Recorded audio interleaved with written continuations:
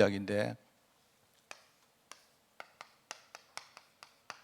그래서 이제 헌신에 대한 걸 우리가 이런 신앙의 사람들 통해서 우리가 이제 배우기 위해서 이제 헌신에 대한 멘토라는 걸 잡았습니다. 그래서 지난 주간에는 이번에 우리 4월달 그 메시지 구성이 여러분 이렇게 보면 돼요. 그래서 세상에는 지금 사람들이 전부 다 쓸데없는 거, 그죠? 썩어져 가는 거, 그리고 실제로 사람 해치는 거, 하나님의 뜻하고 아무 관계없는 거, 이런 데 사람들이 거기에 자기들 인생을요, 에너지를 전부 다 헌신하는데, 하나님이 원하시는 제일 근본적인 헌신이 뭐냐? 우리는 바로 전도하는데, 사람을 살리는데 헌신하는 게 가장 중요하죠. 그죠? 그래서 우리의 헌신은 전도에 있다. 그래서 일단 첫째 주에 우리가 전도하는 제자, 전도 제자에 대한 이야기를 했습니다. 그죠? 이제 그리고 이제 두 번째 주부터는 이제 전도 제자를 우리가 조금 이렇게 세분을 해서 이야기를 하려고 해요. 그래서 우리가 늘 알고 있는 메시지 가운데 보호자는 뭔가 이렇게 뭡니까? 외부의 핍박이나 어떤 공격에서 뭔가를 이렇게 보호하는, 그게 이제 보호자입니다. 그죠? 보호자. 그 다음에 동력자. 동력자는 우리가 어떤 자기가 가지고 있는 달란트를 가지고 뭔가 우리가 함께 이제 자기의 어떤 위치나 자기의 어떤 달란트나, 그죠? 어떤 그 직분을 가지고 함께 우리가 하는 걸, 함께 하는 걸, 그런 이야기죠. 동력자. 그 다음에 이제 식주인 이야기가 나옵니다. 식주인. 우리 옛날부터 이렇게 그 로마서 16장에 나오는 인물 가운데 보호자, 동력자, 식주인 이렇게 아는데, 조금 우리가 이제 이 의미를 우리가 좀 이렇게 여러분 구분을 좀 하면 좋겠다. 그래서 식주인은 이게 옛날 성경에는 식주인이라 되어 있고, 이제 새 성경에는 뭐라고 되어 있습니까? 쉽게 말하면요, 보살피는 자, 보살펴주는 자. 그 말은 뭐냐니까, 저는 이걸요, 후견자라고 해요. 후견인 내지는 후견자다. 돌보아주는 자다. 그 성경에는 돌보아주는 자라고 되어 있죠. 그죠? 그래서, 요런 한 세 가지 정도로 우리가 이제 전도 제자, 전도하는 일에 우리가 헌신해야 되는데, 결국은 뭐냐니까, 보호자, 동역자, 그 다음에 후견자. 이렇게 세 가지 종류로 이렇게 이제 메시지를 좀 이렇게 구성을 했습니다. 우선 특별히 레멘트라고 이제 이야기를 할 때, 여러분 우리가요, 사람들이, 성도들이 이제 그 좀 이렇게 천편일률적으로 우리가 생각하는 게 많아요. 내가 돈이 있어야 중요한 일을 할 수 있고, 그죠? 또는 우리가 메시지를 잘해야 되고. 많은 분들하고 이야기해 보면요, 어디 가라 이러면 하시는 말이, 저는 메시지 말을 잘 못해서 이럽니다. 저는 아는 게 없어요. 특별히 우리 어르신들 같은 경우에 주로 안 그렇습니까? 하면 저는요 뭐 이렇게 아는 것도 없고 말도 잘 못하고. 그런데 사실 그게 아니거든요. 어릴 때 어떻게 보면 이 헌신에 대해서 우리가 뭔가를 잘못 배웠다.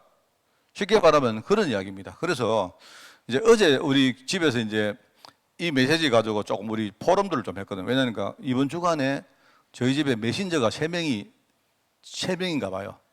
내가 가만히 보니까 우리 중고등부, 우리 중고등 공동체에 그 메신저도 우리 집에 있고, 그 다음에 내가 볼 때 갈래 공동체 메신저도 우리 집에 있고, 그다음에 우리 주일 강단 메신저도 우리 집에 있고. 근데 예컨대,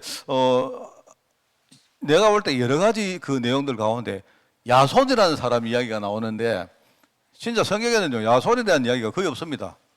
야손, 그죠? 야손이 사도행전 17장에 오늘 그 데살로니가 전도할 때 나왔다가, 이제 같은 사람인지는 모르겠는데, 여러분 그 로마서 16장의 21절에 야손이라는 사람 이름이 한번 등장해요. 내가 볼 때 같은 사람일 가능성이 나는 많다고 생각합니다. 근데 그렇게 이름만 2번 이렇게 언급된, 그게 다예요. 야손이 했는 말도 없고, 구체적으로 야손이 어떤 행동을 한 거, 그것도 잘 없고 말입니다. 그냥 사람들이 야손의 집에 가서 이제 거기 아마 집에 간 이유가 바울 팀들이 그 집을 중심으로 데살로니가 지역에 복음 운동을 했던가 봐요. 그래서 사람들이 이제 그 야손 집에 쳐들어갔는데, 거기 그때 이제 팀이 누구냐? 바울과 실라입니다. 근데 없단 말입니다. 없으니까 대신에 그 집 주인이 야손을 끌고 와가지고 업장한테 가서 거기 이제 시키면 재판을 걸고, 이렇게 하면서 이제 그게 뭔가 안 되니까 보석금을 받고 이 사람을 풀어줬다. 그게 다거든요. 그 기록이 그게 다하고, 그 다음에, 로마서 16장에는 그냥 뭐냐니까, 로마서 16장은 뭐냐니까요. 바울이 고린도에서 세 번째 전도여행을 할 때 고린도에서 로마 교회를 향해서 편지를 보낸 겁니다. 그 보낼 때 쉽게 말하면 나와 함께 있는 나의 동역자 디모데와 그 다음에 누굽니까? 야손과 소시바드가 너에게 문안한다. 이 말밖에 없는 거예요. 그래서 내가 알기로는 성경에 나오는 기록은 거기에 나옵니다. 그래서 도대체 이제 야손이 미리 봤다 하는데 뭘 미리 봤는지도 모르겠고, 그래서 전혀 내가 볼 때 이번 주에 그 메시지 할 분들은 굉장히 힘들죠. 그래서 이제 일단은 그걸 가지고 여러분이 야손 이야기를 먼저 꺼내지 말고 우리 후대들에게 우선 큰 우리가 전제를 우리가 평생 살면서 우리는 전도하는데 하나님께 헌신해야 되지 않느냐. 여기에 대해서 먼저 이야기를 해주고, 그러면 전도에 우리가 쓰임받기 위해서는 한 세 가지 종류의 헌신자가 있다. 이렇게 설명하면 좋을 것 같아요. 그래서 보호자가 있다. 보호자. 동력자가 있다. 그 다음에 후견자가 있다. 그래서 다행히 이게 보니까 어제 제가 이야기를 하다가 보니까 그래. 이렇게 설명하면 좋겠다 싶어요. 여러분, 보호자는 누가 말입니다. 저를 이렇게 해치려고 오면 우리 고사멜 집사가 보호자 되려고 하면요, 지가 내 앞에 서야 돼요. 쉽게 말하면 앞에서 여러 가지 핍박이나 공격을 막아주고 뒤에 있는 뭡니까? 전도자들이 마음껏 복음운동할 수 있도록 뭔가 커버해주고 울타리도 해주고 뭐 이런 역할을 하는 그게 보호자입니다. 보호자. 그죠? 동력자는 뭐냐니까 어디서 해야 되겠죠? 동력자는 옆에서 해야 됩니다.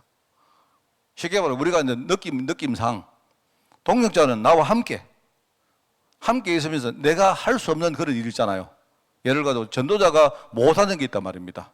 이런 것들을 함께 이렇게 뭡니까? 서로 역할 분담도 하고 자기 어떤 직분이나 달란트를 가지고 서로 이렇게 뭡니까? 도와주고 하는.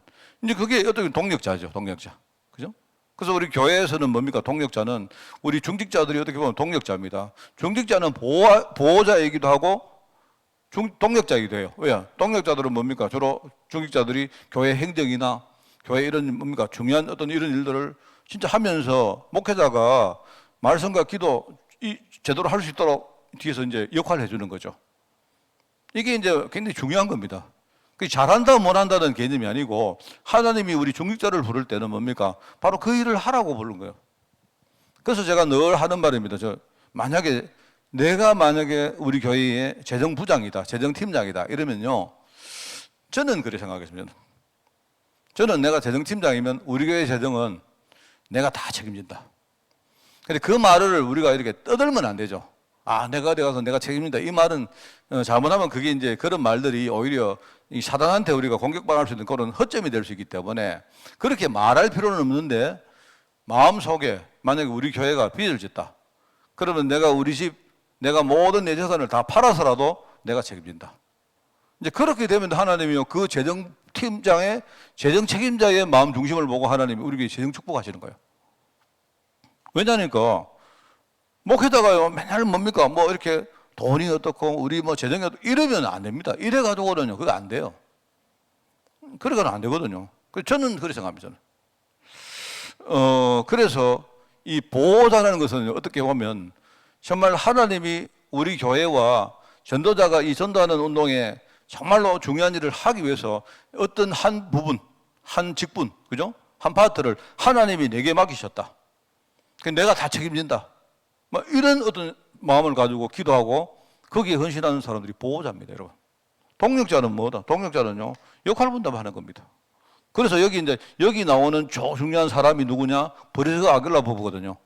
이 사람들은 여러분 행적을 보면 알잖아요.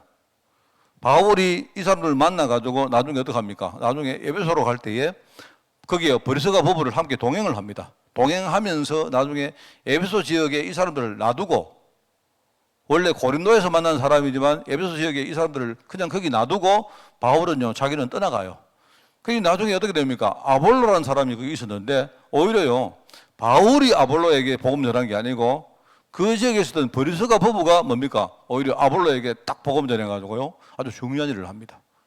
그래서 그 이후에 뭐냐니까 바울이 가는 그 어떤 중요한 장소마다 브리스가 부부가 미리 가서 다 준비하고 이런 일들이 벌어집니다. 그러니까 이제 이런 것들이 동력자래요. 그래서 여러분 로마서에 보면 바울이 버리스가 부부를 이야기하면서 뭡니까? 동력자, 나의 동력자라고 말하죠. 디모데도 바울이요, 나의 동력자라고 말합니다. 동력자. 그죠? 이 동력자는 어떻게 보면 여러분이 그냥 함께 옆에서 있다 생각하면 돼요. 식주인은 우리가 이제 이렇게 그 돌봐준다. 여러분 돌봐준다는 말이면 돌봐준다는 말은 뭡니까? 두루두루 이렇게 뒤에서 지켜본다는 말이죠. 저 사람이 뭐가 필요할까? 지켜보는 겁니다. 쉽게 말하면 우리 특별히 이제 이 후견자라는 말은 이게 이 글자 그대로 뒤에서 본다는 말이에요. 뒤에서 이렇게 딱 보고 있는 거예요. 뒤에서. 그죠? 우리 랩런트들이 걸어갈 때 우리가 뒤에서 애들 탁 안 봅니까? 뒤에서 보면서 우리 랩런트에게 뭐가 필요할까? 만약에 기도가 필요할까? 재정이 필요할까? 아니면 뭔가 우리 어떤 그 기능을 가르쳐야 될까?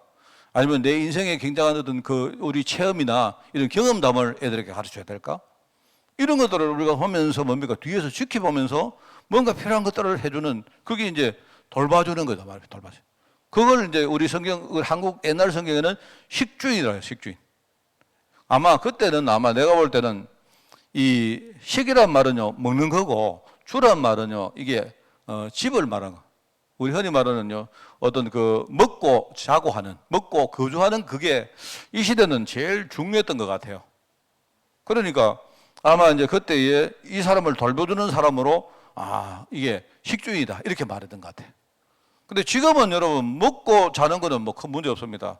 이 이제 원리상 뭐냐니까 식주인이 아니고 이제 뒤에서 필요한 것들을 쭉 보면서 우리가 정말 필요한 것들을 공급해주는 그게 바로 후견자죠. 내가 볼 때 렘넌트들에게는 굉장히 중요한 말입니다. 렘넌트를 지켜본다. 그래서 이런 세 가지 유형의 우리가 헌신을 우리 렘넌트라고 좀 함께 소통을 하면 좋겠다. 그럼 여러분 우리가 어르신들도 생각을 바꾸셔야 됩니다. 어르신들 많은 분들이 이번에 우리 갈래 공동체는요 여러분들 생각부터 바꾸셔야 됩니다. 왜냐하면 늘 하시던 말씀이 목사님 나는 아는 게 없어요. 뭐 어떤 분은 그러시고 저는 성경도 성경 전혀 못 찾아도 됩니다. 그 성경 잘 찾는다고 우리가 뭐 전도할 수 있는 게 아니거든요. 이게 뭐냐니까요. 우리 어르신들이 해야 될 게 내가 해야 될 일이 뭘까? 내가 볼 때 어르신들 만약에 함께 우리가 뭘 하는 게 잘 안 되면 이거 할 수 있습니다. 이게 내가 볼 때 기도 가지고 할 수 있는 제일 큰 사역이 뭐냐? 보호자 역할. 특별히 이 보호자는요. 사단이 막 교회를 공격하고 사단이 말입니다. 이 강단을 공격하고 할 때 그죠? 예를 들어 우리 앞에 우리 기도하는 우리 어른들이요. 기도하는 우리 권사님들이 딱 강단 앞에 서 있는 겁니다. 사단아 나를 밟고 지나가라 이런 식으로 말입니다.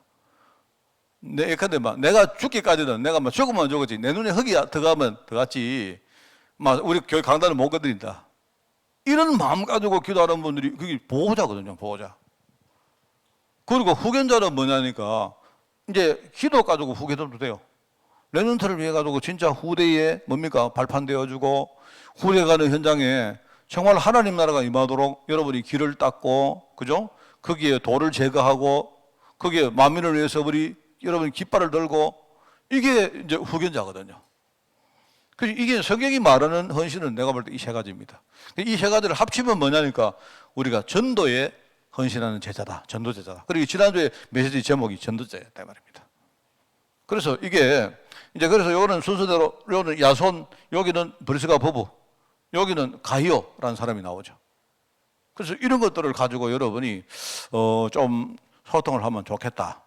그런 생각이고 어쨌든 애들이 우리 후대들이요 어릴 때 헌신을 바로 배워야 됩니다. 헌신.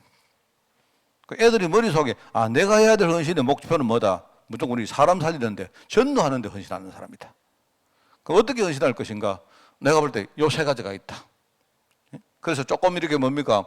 우리가 그 인생 사이클로 볼 때 많이 배우고 그죠? 우리가 활동을 많이 하고 한 요럴 때는 주로 이제 동력자라는 의미에서 우리 헌신을 많이 하겠죠.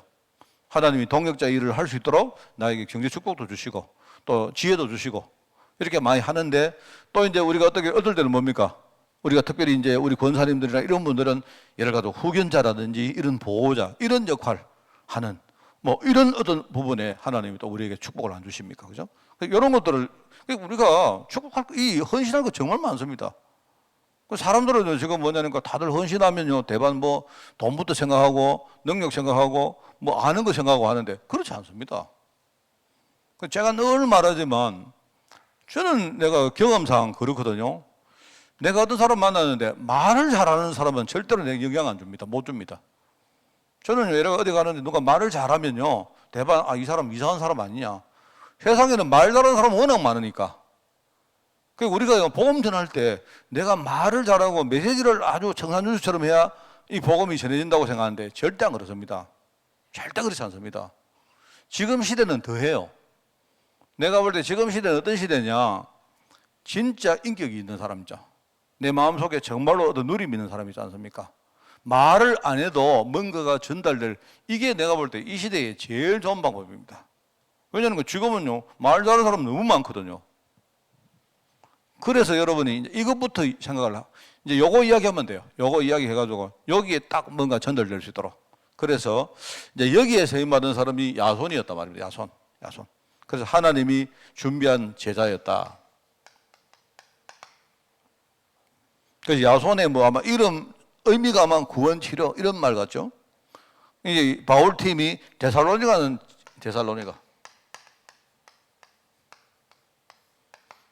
지역에서 만난 사람이었다. 이때는 이제 사도 바울이 두 번째 선교 여행할 때 그때에 아마 추정하건대 이 집에서 머물면서 아마 복음을 전했다. 이 집, 이 야손의 집, 그죠? 그러면서 이제 나중에 이 데살로니가 지역에 문제가 일어났는데 그 문제가 일어났는데 뭡니까? 사람들이 바울 팀들을요 잡으러 왔는데 찾지를 못하니까 대신에 누굴 데려갔습니까? 말하자면 이 사람 야손을요 데리고 가서 투옥을 시키고 일종의 뭐 재판을 재판 앞으로 재판장으로 데리고 왔겠죠. 그래서 다행스럽게 이제 그 보석금을 받고 풀려난 그런 이야기입니다. 그 앞에 어떤 일이 있었는지 뒤에 어떤 일이 있었는지 그거는 우리가 알 수 없습니다. 그죠? 이제 그런 어떤 제자였다. 그런데 문제는 이제 이게 어떤 여기서 이제 일어난 어떤 역사가 이게 중요하죠. 이 제자가 어떻게 보면 그냥 보호자 역할을 한 겁니다. 사도 바울이 끌려가야 될 것을 이 사람이 대신 끌려간 거예요. 그냥 끌려갔는데 이제 그것 때문인지도 몰라도 이 데살로니가 현장에 어떤 일이 일어났느냐. 여기 이제 나오죠. 여기 이제 그 유대인 회당, 사도 바울은요 항상 복음 전할 때 지역마다 가면 항상 뭡니까?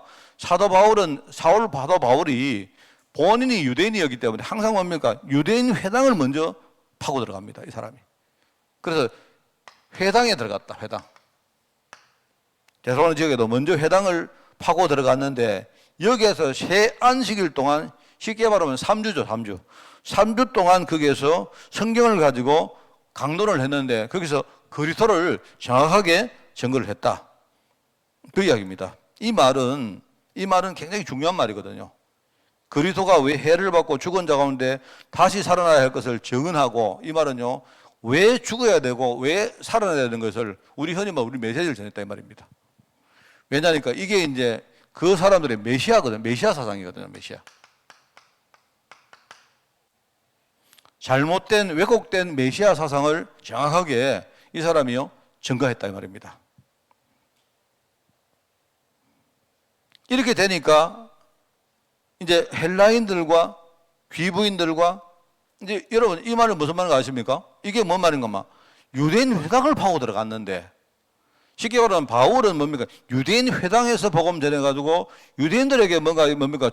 이게 뭐냐? 유대인들이 잘못 알고 있는 메시아 사상을 그리스도의 죽으심과 부활하심 가지고 설명을 했는데 문제는 역사는 어디 일어났느냐? 헬라인과 귀부인과 다른 사람들에게 막 일어났다 이 말입니다. 하나님이 그리 역사하신 거죠.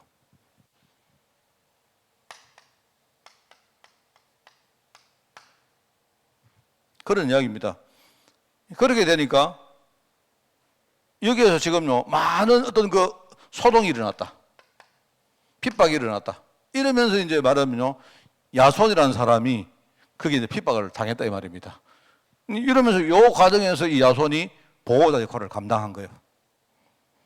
한 가지 더 이제 붙이면 나중에 로마서 16장에 보면 거기 로마서 16장 21절에 거기 이제 뭐가 나오느냐? 야손 이야기가 나옵니다. 그 말은 뭐냐니까 로마서 16장은 뭐죠? 로마서는 바울이 고린도에서 썼어요. 그 편지를 쓸 때에 뭐라냐? 야손이 자기하고 있다 이 말입니다. 그러니까 야손은 이제 2차 여행 그 이후로 3차 여행 때는 뭐냐니까 아마 동일인이 맞다면 바울이 복음 전하는 현장을 아마 함께 순회하면서 따라갔던 것 같아요.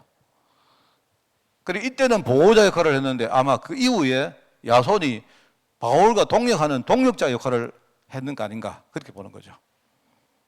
그게 로마서 16장입니다. 그 이야기입니다. 그런 식으로 현장에서 역사가 일어났다. 그랬는데